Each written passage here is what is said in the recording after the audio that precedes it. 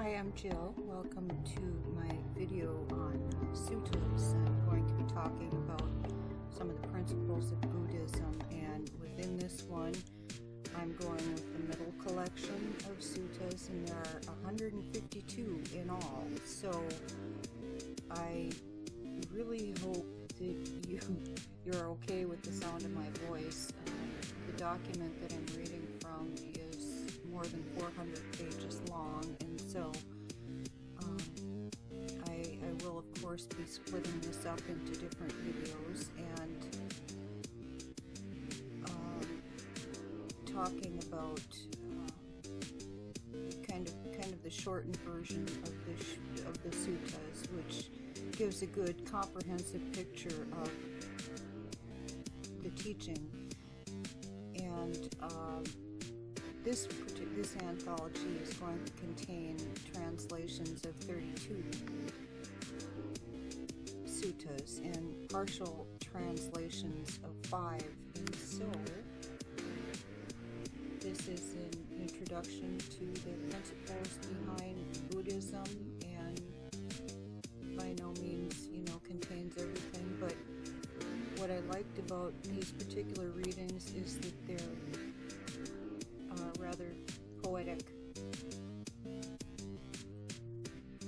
and descriptive of some of the things that go along with like Qigong and Tai Chi, Buddhism, Taoism. They do overlap some in chakras, and you'll notice this with the first sutta that I'm talking about, which is the root sequence, the philosophy behind that.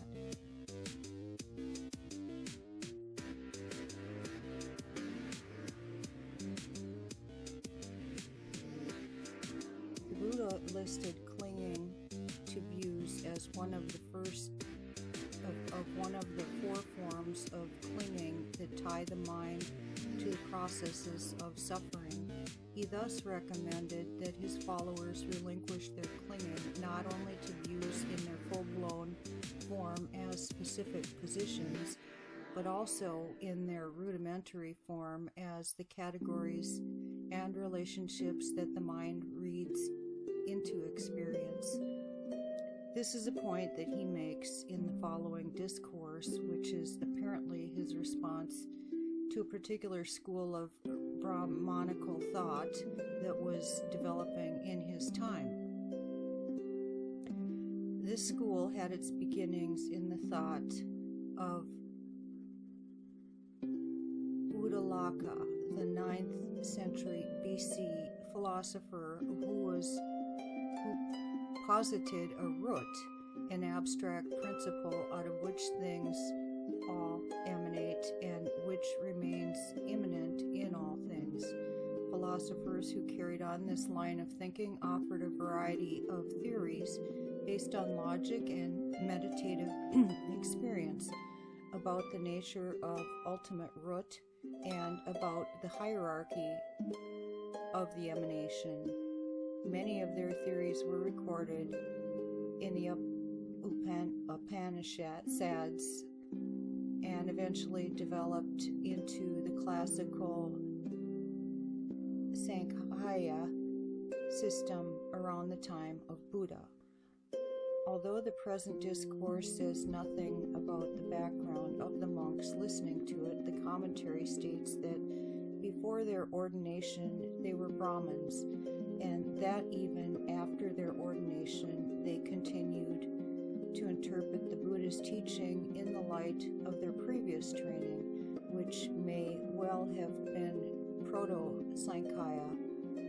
And if this is so, then the Buddha's opening lines, quote, "I will teach you the sequence of the root of all phenomena," unquote.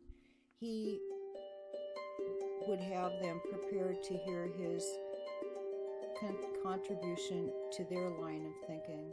And, in fact, the list of topics he covers read like a Buddhist Sankhya, paralleling the classic Sankhya. It contains 24 items, begins with the physical world, here the four physical properties, and leads back through ever more refined and inclusive levels of being and experience, culminating with the ultimate Buddhist concept, unbinding.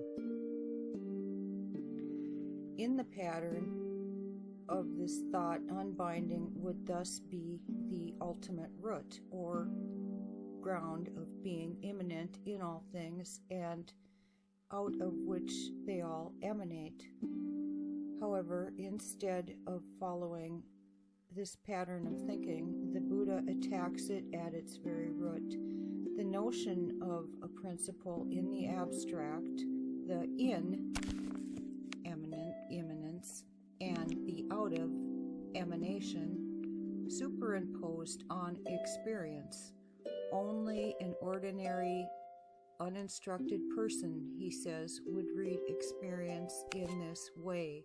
In contrast, a person in training should look for a different kind of root, the root of suffering experienced in the present, and find it in the act of delight. Developing dispassion for that delight, the trainee can then comprehend the process of coming into being for what it is, drop all participation in it, and thus achieve true awakening. If the listeners present at this discourse were indeed interested in fitting Buddhist teachings into a Sankhya, Sankhyan mold, then it's small wonder that they were displeased. One of the few places where we read of negative reaction to the Buddha's words. They had hoped to hear his contribution to their project, but instead they hear their whole pattern of thinking and theorizing attacked as ignorant and ill-informed. The commentary tells us, though, they were later able to overcome this displeasure and eventually attain awakening on listening to the discourse reported in Part 3, 126. Although at present we rarely think in the same terms as these philosophers, there has been long and still is a common tendency to create a Buddhist metaphysic in which the experience of emptiness, the unconditioned, the Dharma body, Buddha nature, Rigpa, etc., is said to function as the ground of being for which all, the entirety of our senses and mental experience, is said to spring, and to which we return when we meditate. Some people think that these theories are inventions of scholars without any direct meditative experience, but actually they have most often originated among meditators who label for the words of the discourse, perceive. A particular meditative experience is as the ultimate goal, identify with it in a subtle way, as when we are told we are the knowing, and then view that level of experience as the ground of being out of which all other experience comes. Any teaching that follows these lines would be subject to the same criticism that the Buddha directed against the monks who first heard this discourse. I have heard that on one occasion the Blessed One was staying at Ukatha in the shade of a royal sal tree in the very blessed grove. There he addressed the monks. Monks. Yes, Lord, the monks responded. The Blessed One said, Monks, I will teach you the sequence of the root of all phenomena. Listen and pay close attention, I will speak.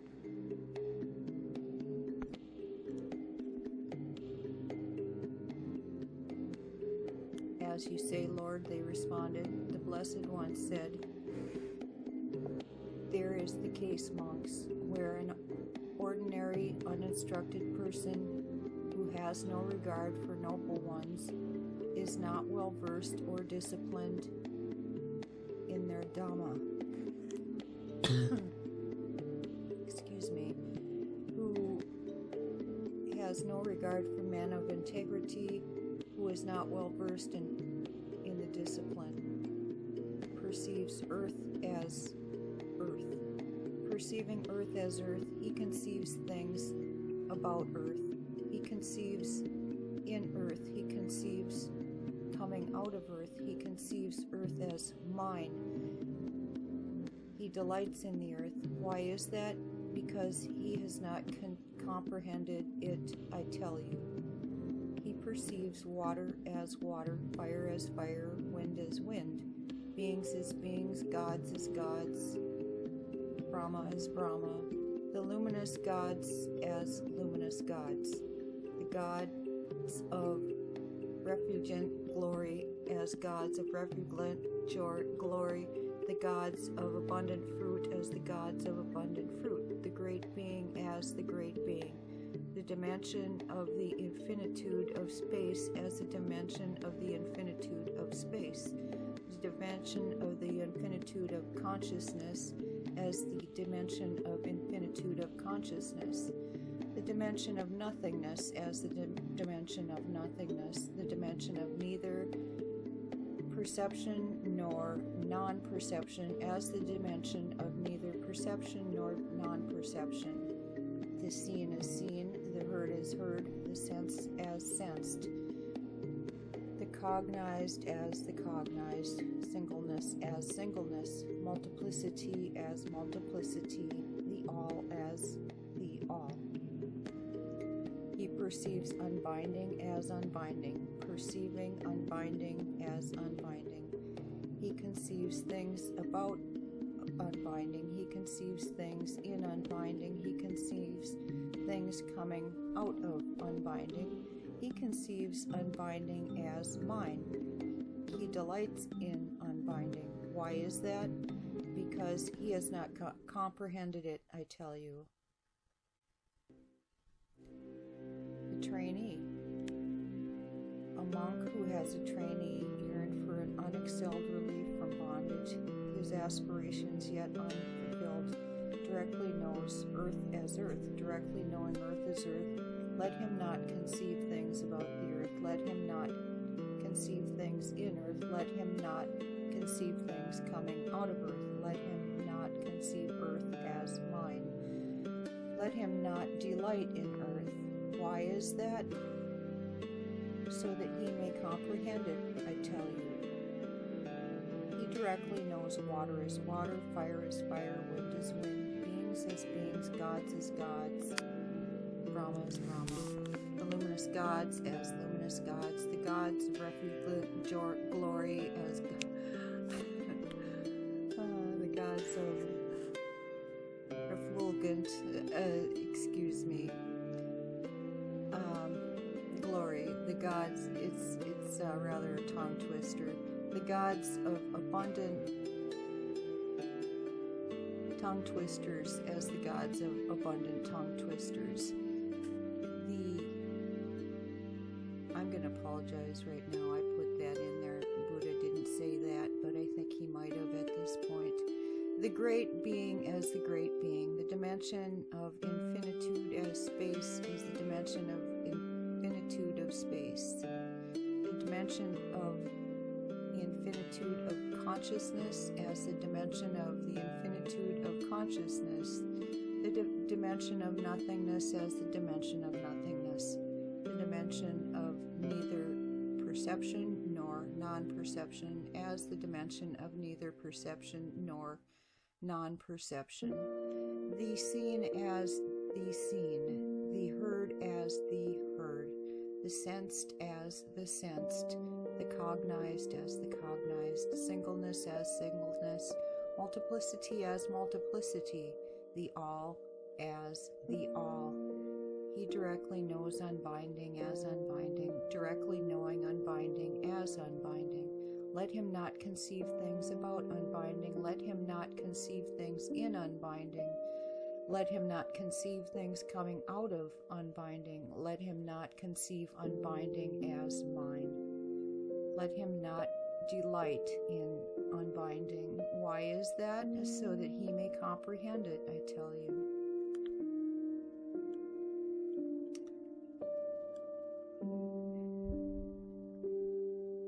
A monk who is a worthy one, devoid of mental fermentations, who has attained completion, finished the task, laid down the burden, attained the true goal, destroyed the fetters of becoming, and released through right knowledge, directly knows earth as earth. Directly knowing earth as earth, he does not conceive things about the earth. He does not conceive things in the earth, does not conceive things coming out of the earth, does not conceive the earth as mine, does not delight in the earth. Why is that? Because he has comprehended it, I tell you. He directly knows water as water, fire as fire, wind as wind, being as beings, gods as gods, Brahma as Brahma, the luminous gods as luminous gods, the gods of refulgent glory as the gods of refulgent glory, as the gods of abundant fruit, as the gods of abundant fruit, the great being as the great being, the dimension of infinitude of space as the dimension of infinitude of space, the dimension of infinitude of consciousness as the dimension of infinitude of consciousness, the dimension of nothingness as the dimension of nothingness, the dimension of neither perception nor non-perception as the dimension of neither perception nor non-perception.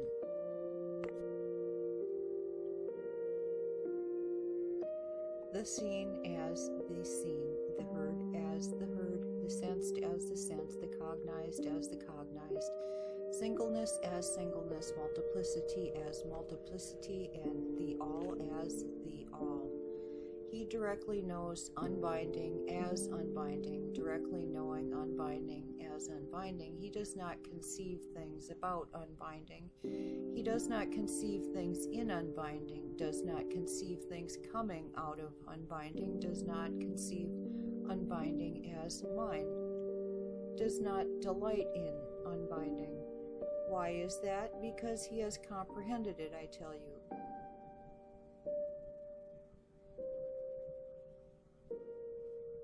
A monk who is a worthy one, devoid of mental fermentations, directly knows earth as earth. Directly knowing earth as earth, he does not conceive things about the earth, does not conceive things in earth, does not conceive things coming out of earth, does not conceive earth as mine, does not delight in earth. Why is that? Because with the ending of passion, he is devoid of passion, I tell you. He directly knows water as water, the all as the all. He directly knows unbinding as unbinding, directly knowing unbinding as unbinding. He does not conceive things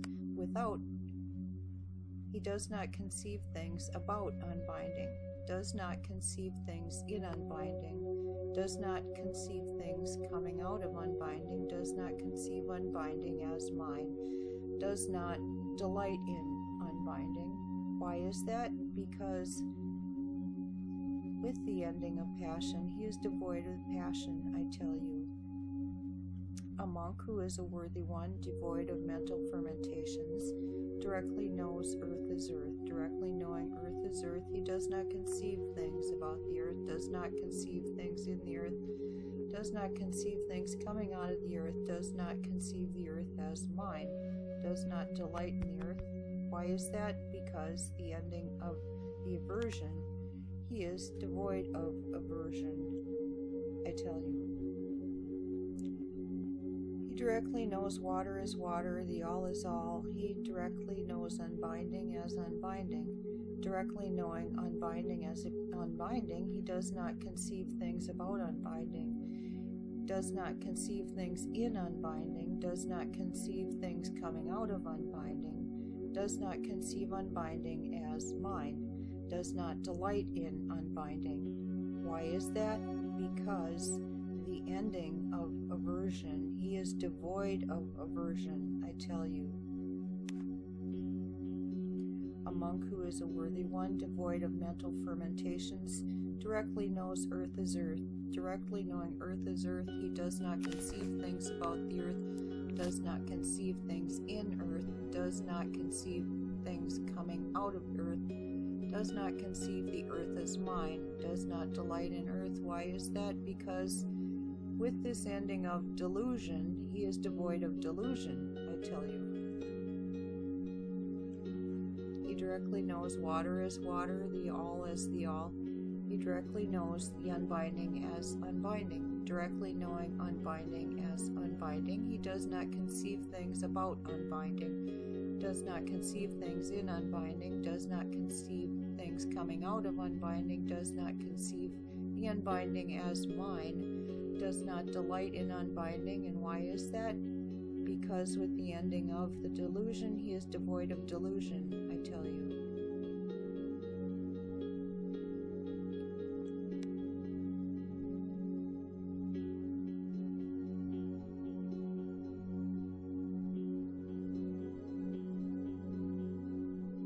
Tathagata, the worthy one, rightly self-awakened, directly knows earth is earth. Directly knowing earth is earth, he does not conceive things about the earth, does not conceive things in the earth, does not conceive things coming out of the earth, does not conceive the earth as mine, does not delight in the earth. Why is that? Because he has comprehended it to the end, I tell you. He directly knows water is water, fire is fire, wind is wind, beings is beings, gods is gods, Brahma is Brahma, the luminous gods is luminous gods.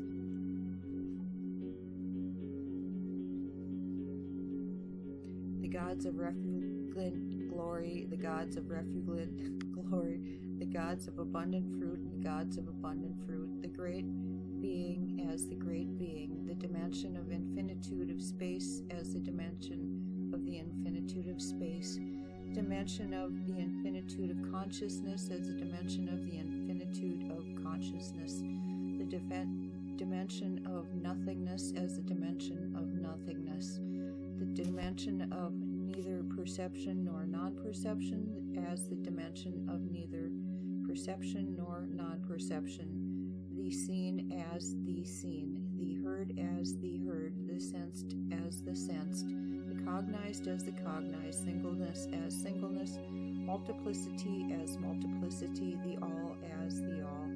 He directly knows unbinding as unbinding.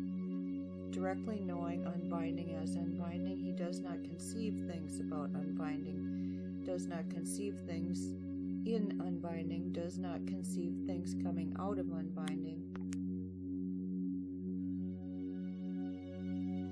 does not conceive unbinding as mine, does not delight in unbinding. Why is that? Because he has comprehended it to the end, I tell you. The worthy one, the rightly self-awakened, directly knows earth is earth. Directly knowing earth is earth, he does not conceive things about the earth, does not conceive things in the earth, does not conceive things coming out of the earth, does not conceive earth as mine, does not delight in the earth. Why is that? Because he has known that delight is the root of suffering and stress, and from that coming into being there is a birth, and that for what has come into being there is aging and death. Therefore, with the total ending, fading away, cessation, letting go, relinquishment of craving, he has totally awakened to the unexcelled right self-awakening, I tell you. He directly knows water is water, the all is all. He directly knows the unbinding as unbinding.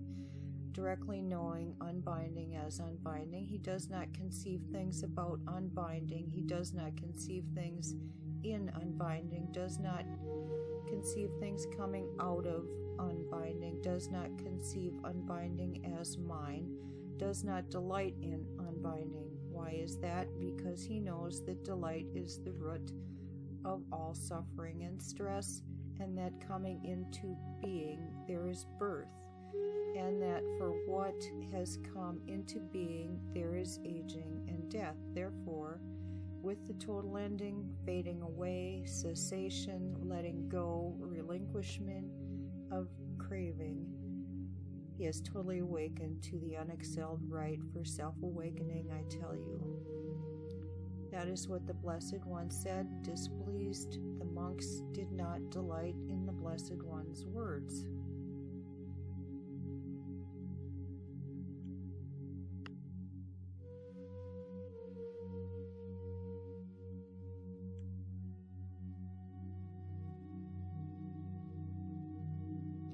And that brings to close the root sequence.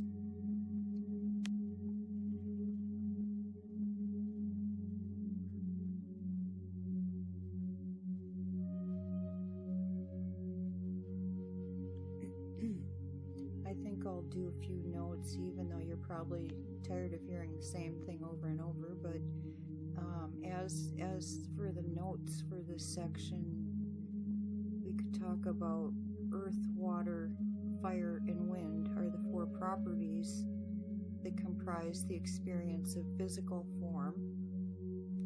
And secondly, in this section of the list beings, that denotes all living beings below the level of gods. And in the word of gods denotes beings in the sensual heavens. The remaining terms,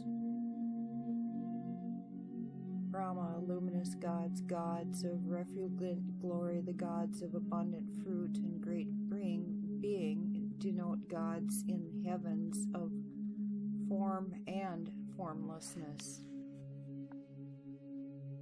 Third, the dimension of infinitude of space, the dimension of the infinitude of consciousness, the dimension of nothingness, and the dimension of neither perception nor non-perception are four formless states that can be attained in concentration. The fourth note is the seen, the heard, the sensed, and the cognized is a set of terms to cover all things experienced through the six senses. Fifth, singleness. That would equal experience in states of intense concentration, and multiplicity would be equal to experiences via the six senses. And the sixth note would be, what is the all? Simply the eye and forms, ear and sounds, nose and aromas, tongue and flavors, body and tactile sensations, intellect and ideas. This is termed the all. Anyone who would say, repudiating this all, I will describe another, if questioned on what exactly might be the grounds for this assertion, would be unable to explain, and furthermore would be put to grief. Why is that? Because it lies beyond the normal range. And in unbinding, what we're talking about is nibbana or nirvana. So this is all about the root sequence.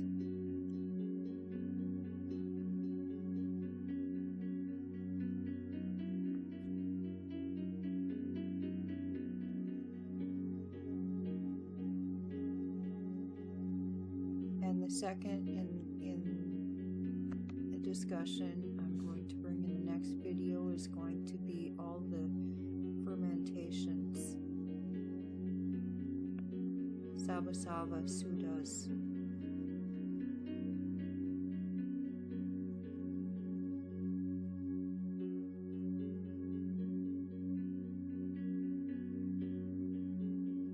So for this time, I'm going to say goodbye.